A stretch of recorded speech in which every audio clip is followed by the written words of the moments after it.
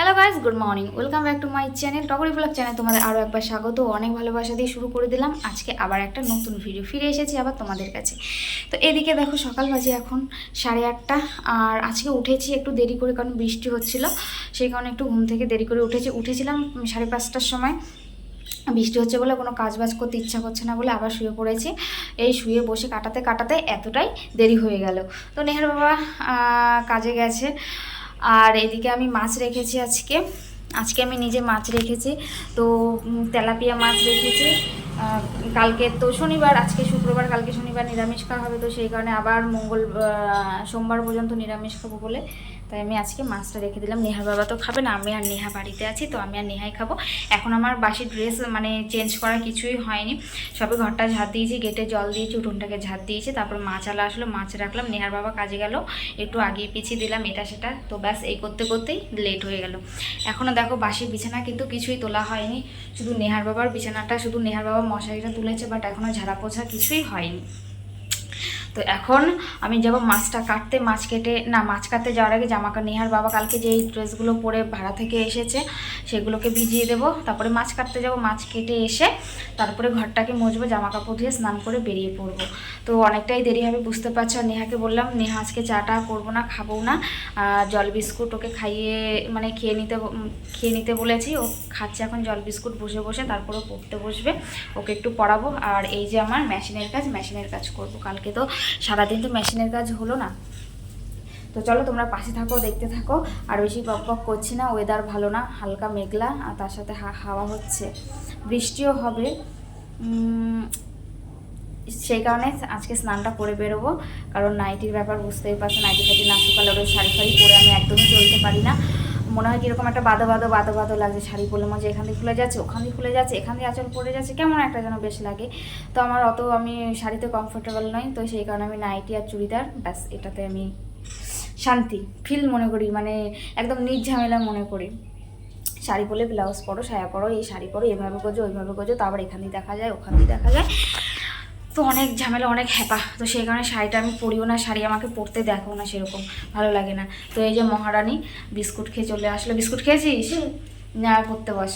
তো চলো, ও বিস্কুট খেয়ে চলে এসেছে। এখন আমি যাব মাছ কাটতে এসে বললাম আমি তো কী করবো।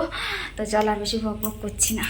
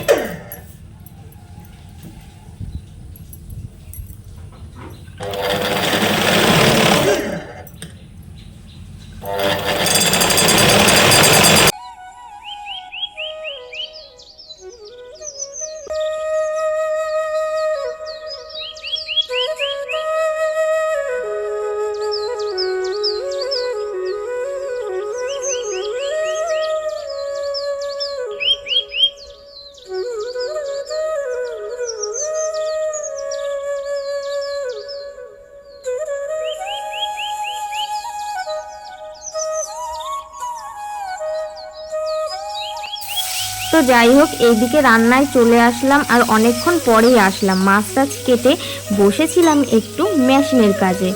তো একটু মেশিনের কাজটা করে নিলাম, ব্লাউজগুলো ছিল তো সেগুলো করে নিয়েছি। আর এদিকে নুন হলুদ মাখিয়ে একেবারে আমি মাছটা ভাজাও বসিয়ে দিচ্ছি। আর এইদিকে দেখো আমি যে তখন মাছ কাটতে গিয়েছিলাম, তো আমি তো ফোন নিয়ে যাইনি, নেহাকেও আমি বলিনি, ও যে কখন যে ভিডিওটা করেছে আমি জানি না। তারপরে অর্ধেক হয়ে যাওয়া মানে 5-10 মিনিট হয়ে যাওয়ার পরে আমাকে বললো যে আমি তুলেছি। তাই আমি বললাম তাহলে তুলেছি যখন আর একটু তোল, তারপরেও ভালো করে তুলেছে। তো এইদিকে দেখো আলু ভাজা করছে, আর মাছটা তো ওইদিকে ভাজা হয়ে গেছে। নেহা বলছে আজকে মাছ ভাজা দিয়ে ভাত খাবে, তো শুধু মাছ ভাজা দিয়ে তো খেতে পারবে না, তো আমি বলে একটু আলু ভাজা করে দিই, আলু ভাজা আর মাছ ভাজা। তো একটা মাছ আর কি ভাজবো, সেই কারণে আমি সব মাছগুলোই ভেজে নিয়েছি ওর জন্য। ও এখন পড়ছে, আলুটা ভাজা হয়ে গেলেই আমি ওকে ভাত দিয়ে দেবো। আর ও আলু ভাজা খেতে খুবই ভালোবাসে, সেই কারণে আমি ওর জন্য আলুটা ভেজে নিচ্ছি।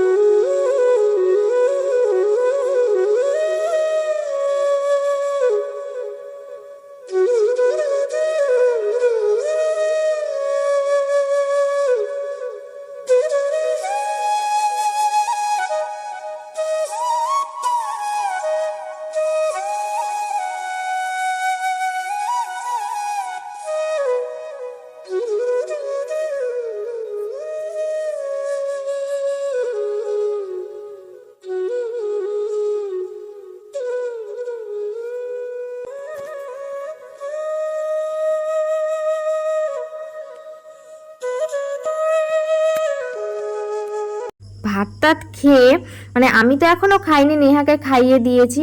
তো এদিকে দেখো মাসি ডাক দিল, মাসির অনেকগুলো দাদা পাকা পটল দিয়ে গেছে। এবার এই পাকা পটলের এই রেসিপিটা জানি না কে কে খাও, কিন্তু যারা খাওনি অবশ্যই খেয়ে দেখবে, এতটা টেস্টি টেস্টি লাগে কি বলবো। এখানে অনেকগুলো পটল কাটা হয়েছে, তোমরা দেখেই বুঝতে পারছো খোসাগুলো। তো এই পটল এগুলো হলো পাকা পটল, কাঁচা পটলের হয়তো ভালো লাগবে না, কিন্তু পাকা পটলের এগুলো ভালো লাগে। আমার তো পাকা পটল ভাজা কিংবা এগুলো আমার খুবই ভালো লাগে। অনেকে কিন্তু পাকা পটল খায় না, তো দিয়ে গিয়েছিল এই পাকা পটলগুলো ছাগলের জন্য, ওদের গরু ছাগল আছে, ছাগলের জন্য দিয়ে গেছে। তো সেখান থেকে আমরাও একটু বেছে কুটে খেয়ে নিচ্ছি। তো এইদিকে দেখো গ্যাসে না এইভাবে এগুলো টানাতে না বহু সময় লেগে যায়, তো সেই কারণে আমি উনুনেই করছি। তো এদিকে দেখো পেঁয়াজটাকে আগে ভেজে নিচ্ছি, আর এগুলো জাস্ট কোনো মশলা টশলা কিছুই লাগে না, পেঁয়াজ লঙ্কা আর একটু রসুন পেস্ট করে দিয়েছি। দেওয়ার পরে হালকা ভাজা ভাজা হয়ে যাওয়ার পরেই যে পটলের থেকে যেই কাইগুলো বের করে রেখেছিলাম সেইগুলো এখন দিয়ে দিয়েছি। আর নুন টুন দেওয়ার পরে এগুলোর থেকে জল কাটে, মানে যতটা টাইট টাইট দেখা যাচ্ছে ততটা টাইট থাকে না, দেওয়ার পরে জল কেটে দেয়। তারপরে মানে উনুনে জাল দিতে দিতে এটাকে জলটা শুকিয়ে ফেলে এরকম আরও টাইট করে ফেলতে হয়। তো দেখো এইদিকে আমার হয়ে গেছে। আর এইসব জিনিস উনুনে রান্না বান্না করতে কিন্তু ভালো লাগে আর টেস্টিও হয়, তাই না? গ্যাসে তো আমরা জাস্ট সময় মানে কম সময়ের জন্য কিংবা কষ্টের জন্য কিন্তু আমরা গ্যাসে করি, কিন্তু অ্যাকচুয়ালি উনুনে রান্নার খাওয়ার স্বাদই অন্যরকম। তো যাই হোক অনেকক্ষণ পরে আবার ফিরে আসলাম, অনেকক্ষণ পরে 2 ঘন্টা 3 ঘন্টা পর আসলাম। সে তোমাদের সাথে সকালে কথা হয়েছিল, তো তার মধ্যে অনেক কাজ করে ফেললাম।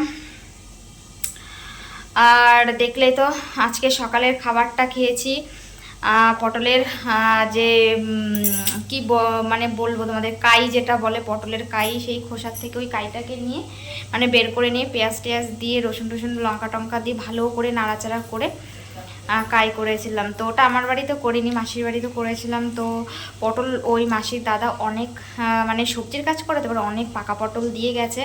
তো মাসি তো টাইম নেই, তো সেই কারণে বললো যে একটু ছাড়ি টাড়ি দেওয়ার জন্য করার জন্য। তো ভাবছি আমারও খাওয়া হয় না, আর ওগুলো টানাতে অনেক টাইম লাগে, যে একদম কড়াইতে দিলে তো ঝোলা ঝোলা হয়ে যায়, জল কাটে, এবার টানাতে অনেক হ্যাঁ অনেক সময় লেগে যায়। তো সেই কারণে গ্যাসেও করা হয় না, 2-3 বার গ্যাসে করেছিলাম, তারপরে থেকে আর করি না, প্রচুর প্রচুর গ্যাস খায় ওতে। তা বললাম না অনেকদিন খাওয়া হয় না, আর বলেছে উনুনেই করি। তো সবাই একসাথে বেছে কুটে নিলাম, আর আমি জাস্ট একটু নাড়াচাড়া করলাম। দেখলেই তো দারুণ হয়েছে খেতে, ঝাল ঝাল ঝাল ঝাল খুব ভালো। আর পটল তো পাকা পটল এমনিতে হালকা মিষ্টি মিষ্টি আর ভালোই লাগে খেতে। তো ওইটা করে এসে সকালের ভাত খেয়ে নিলাম। আর নেহা তো খেয়েছে, ওকে মাছ ভাজা দিয়ে আলু ভাজা করে দিয়েছে, আলু ভাজা মাছ ভাজা দিয়েও খেয়েছে, তোমরা তো দেখলেই। আর এখন আমি খাওয়া দাওয়া করে উঠে পুঁই শাক কেটেছি, পুঁই শাকটা ওই যে কড়াইতে বসানো আছে, বসিয়ে দিয়েছি, পুঁই শাকটা হচ্ছে। আর এইদিকে নেহা স্নান করে ফেলেছে, নেহা স্নান টান সব কিছু কমপ্লিট হয়েছে। এখনও যেটুকু অবশিষ্ট আলু ভাজা ছিল ওর জন্যই করা বেসিক্যালি। তো সে আলু ভাজা আর ওই যে পটলের কাই ও খাচ্ছে, তখন তো আর খায়নি, আমি খেয়ে ওর জন্য অল্প একটুখানি রেখে দিয়েছিলাম। তো ও এখন ওইগুলো বসে বসে খাচ্ছে স্নান করে, একদম সাজুগুজু করেছে দেখো, ক্লিপ দিয়ে পাউডার দিয়ে গলার চেন দিয়ে। কালকে ওটা ওর মামাবাড়ির দিদনের থেকে চেনটা নিয়ে এসেছে। কেমন হয়েছে খেতে? ভালো। ভালো লাগছে? খা এখানে বসে। তো চলো, খাওয়া দাওয়া করে ওঠার পরে না ঘুম ঘুম পাই, কেন জানি না, এটা কি তোমাদের কারোর সাথে হয়? আমার না এরকম হয়, খাওয়া দাওয়ার পরে প্রচণ্ড ঘুম পাই, দেখে বুঝতে পারছি চোখ টোক টেনে যাচ্ছে, কিন্তু এখন ঘুমালে হবে না, অনেকটাই দেরি হয়ে গেছে। একটা বাজে। তারপরে আমার এখন আবার ভিডিও থাম্বনেল রেডি করা নেই, ভিডিও থাম্বনেলটা রেডি করবো, এডিট করতে হবে, রেডি করতে হবে, 2টোর সময় পাবলিক করবো ভিডিওটা। তো এখন এই যে রান্না বসিয়ে দিয়েছি, এখানে পুঁই শাকটা আস্তে আস্তে হোক, আর আমি এখানে ভিডিওটা আপলোড করব সেটা থাম্বনেলটা এখন সেট করে নিই, তারপরে আবার আসছি। অনেক টাইম, ঘুমালে হবে না, ঘুম পাচ্ছি কিন্তু ঘুমালে হবে না। আর কাজের আজকে 12টা বেজে গেছে দেখো, সেই যে উঠেছি আর বসতে পারিনি।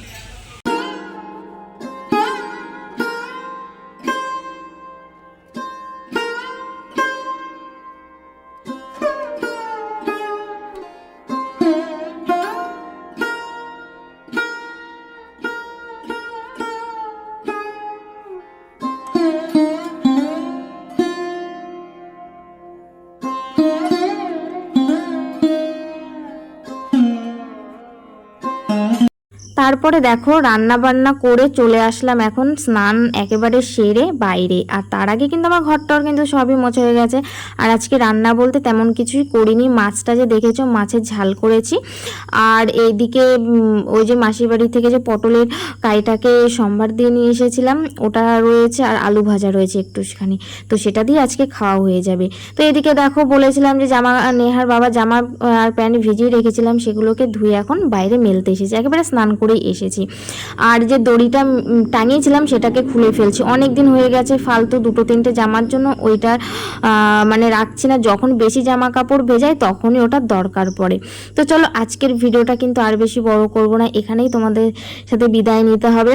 তো ততক্ষণে সবাই ভালো থেকো, সুস্থ থেকো, দেখা হচ্ছে নতুন একটা ভিডিওর সাথে। টাটা, সবাই সুস্থ থেকো।